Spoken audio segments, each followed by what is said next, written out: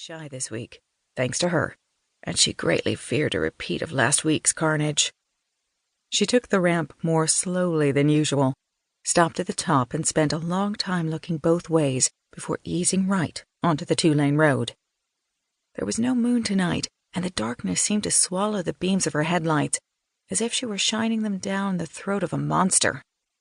She slowed even further as she approached the S-curve through the woods where the bunny had once lived. And that was the only reason she didn't run right over the large black shape in the middle of the road. As soon as her headlights hit the thing, she recognized it as one of those large plastic bags the volunteer crews used to pick up the occasional litter on road cleanup days. Still, it had startled her, and she could hear her heart pounding in her ears as she pulled over onto the shoulder and stopped. She sat there for a minute, trying to catch her breath, her fingers still curled tight around the wheel, eyes wide and fixed on the bag. Relax, Marla, blink for God's sake. It's not an animal, not a person, it's just a bag of trash. Normally, these bags were carefully placed on the shoulder for the township truck to collect, but this one was smack dab in the middle of the 2-lane road, and a genuine hazard to any vehicle coming around the blind S-curve at a normal rate of speed. It never occurred to her to simply drive around it and go on. Her mind was already busy imagining a speeding car zipping around the first bend in the curve, slamming on the brakes, veering off the road, and plowing head-on into a tree.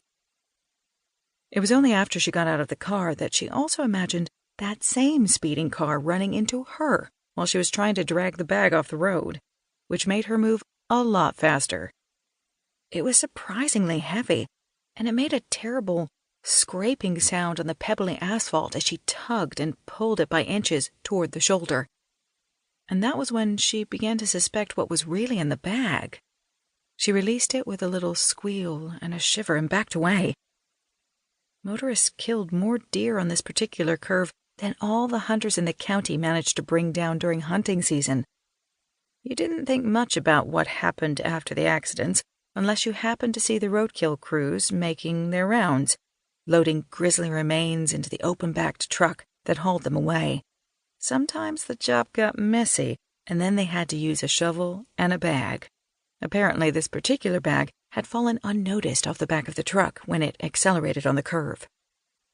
Marla looked down at the bag with a mixture of sadness and distaste, understanding the heaviness now, seeing the telltale swells and lumps that clearly marked a large object and not a collection of discarded cans and paper. At least, she hadn't killed this one, hadn't witnessed its violent end, which made the job ahead a little easier. She wondered absently why it didn't smell, murmured a brief prayer that the bag didn't rip when she tried moving it again, then bent to her work. This time, she put her back to the side of the road and tried pulling the bag toward her. The large animal inside shifted and rolled with the first tug. Marla winced, but kept at it, right up until the moment the bag snagged on a sharp piece of broken asphalt, tore open, and a bloody, human arm fell out.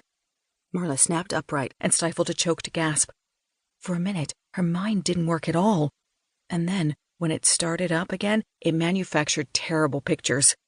Not that there was a dead person in that bag, because that was a reality she just couldn't accept at the moment.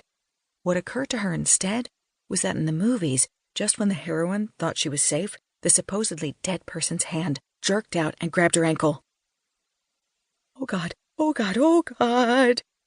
She began to back very, very carefully away toward her car, keeping her eyes focused on the inky blackness of the road ahead, because she didn't dare look down at the bag again. And then, suddenly, twin white lights pierced the darkness and began rolling toward her faster and faster. Too small for headlights. They're reverse lights. Dear Jesus, there was a truck up there so close, and she'd never even seen it. And now it was coming for her. Marla was totally paralyzed for a few moments, trying to regain her composure, rationalizing for the sake of her sanity, because none of this made sense in her perfect world. The truck is not coming for you, it's coming to help you. This is the country. People stop to offer assistance when they see a car on the side of the road, because in Buttonwillow, Minnesota, everybody is your neighbor, even if you live